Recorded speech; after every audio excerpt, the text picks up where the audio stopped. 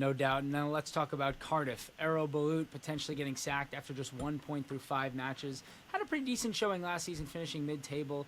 How long is a leash does he have left? How many more matches can he afford to not win convincingly? Yeah, he's bang under the pump. There's no doubts about that. A real slow start to the season. 1 point from their first 5 games and just one goal as well. So it's not been great entertaining football either. As you said, he did a decent job in his first season last year.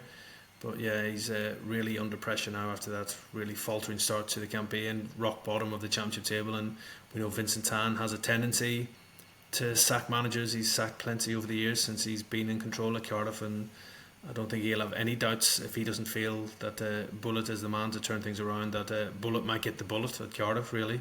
It might be one of those situations. Got a huge game coming up against Leeds this weekend.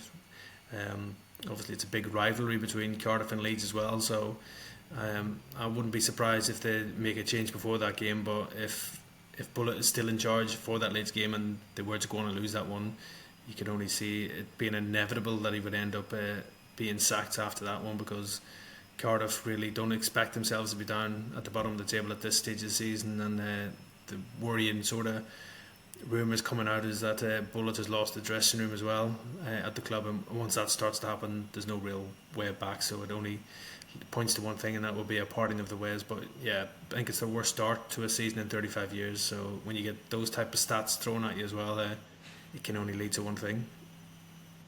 No doubt about that. And you mentioned the dressing room being lost. They obviously, we said they had a decent enough season last year. Couple of results, can that turn the form around, or genuinely when you lose the dressing room, you've lost it for good?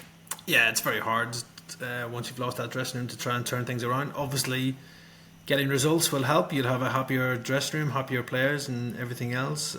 But again, as I said, real big game against Leeds United this coming weekend. If Bullet is still in charge, and there is serious doubts that he will be, he can't really afford a defeat in that game. Otherwise, it probably will be curtains for him. And as I said, it's once the players have sort of got those murmurings of discontent, it's hard to sort of turn their way of thinking as well, because they've made their mind up, and they'll be thinking themselves that the manager will end up leaving, and then it might be a clean slate for the players as well. So it's always the manager that pays the price, not the players at the end of the day when it comes around to sackings and everything else. So yeah, I think Bullet's got his work cut out to really turn things around there.